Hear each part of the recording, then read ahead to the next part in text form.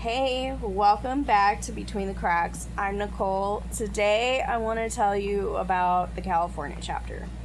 I've been sharing my story piece by piece, the foster care, my mom, my dad, my sister, and now I want to tell you about the day everything changed geographically. The day I left Minnesota at 7 years old and didn't come back for 16 years. I don't have a lot of vivid memories from that day, and I've had to sit with that because you'd think moving across country at 7 years old would be something that stays with you in detail. Some of it does, some of it doesn't.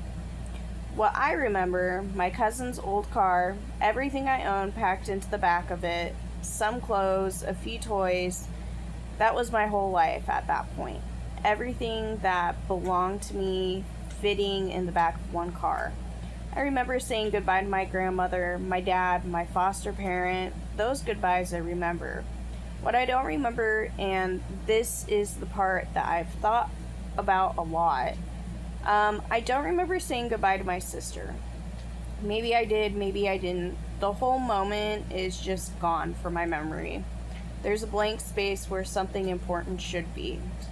I've learned enough about childhood trauma now to understand why that happens. The brain is protective. When something is too big to process, too painful to hold on to in real time, it sometimes just doesn't.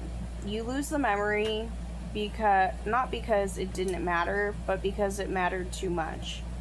Somewhere in Minnesota, a 7-year-old girl either said goodbye to her 3-year-old sister or she didn't. And she's 32 years old now and still doesn't know which one it was. We drove, my cousin and I, across the country in her beat up car. I remember stopping at a hotel on the way. We shared a bed. I kicked her in her sleep. I've always been a restless sleeper. I don't think either of us got much rest that night. I remember it feeling like an adventure in some ways because I had been to California before. My grandmother had taken me to visit my cousins out there. We went to Disneyland. California, in my memory, was sunshine and cousins and something exciting. So part of me was genuinely looking forward to it. At 7, you don't fully understand what permanent means yet. You don't understand that you're not just visiting this time. You don't understand that the timeline you're stepping into is going to stretch 16 years. You just know the car is packed and you're going, and there's Disneyland at the other end. California felt like a new start, different, warmer. My cousins were there, and I was excited to be with them. My cousin who drove me out there was 21. She was starting nursing school, building her life, taking care of her own kids, and now there was a 7-year-old in a mix who she had agreed to raise. I don't blame her for what came after. She was 21, she took me in, and when she didn't have to. I want to be clear about that. But I was 7 years old who had just left behind everyone and everything she knew, and California, even with the sunshine and the cousins, was still a place where I didn't fully belong yet.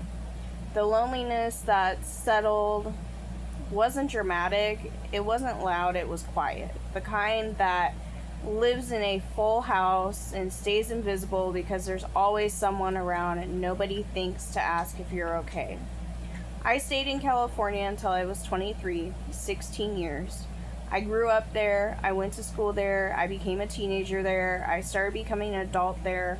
All the years that shape you, I spent them in California in a house that wasn't quite mine. And all that time, Minnesota stayed in the background. My dad out there on his acres, my grandmother until she passed, the memory of my sister somewhere that wasn't where I was. When I finally came back at 23, it was because I was leaving a bad relationship and needed to start over. I called my dad, I called my aunt, and I came back to the place I started.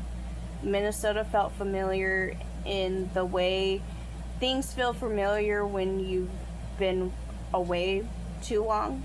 Like a language you used to speak and still understand, but have to reach for now.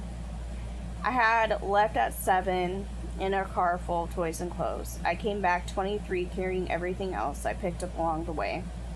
I share this chapter because I think it's important to talk about how far children in the foster care system can be moved from everything they know, from their schools, their neighborhoods, their language, their family, their entire world.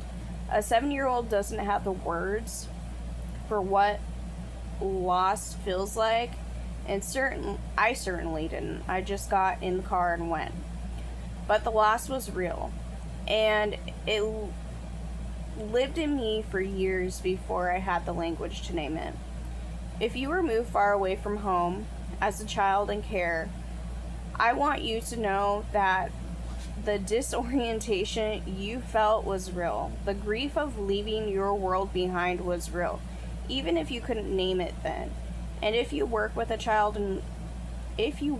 child welfare system, please consider geography when you make placement decisions. Keeping children close to their schools, their siblings, their communities, their language, that matters more than we sometimes acknowledge.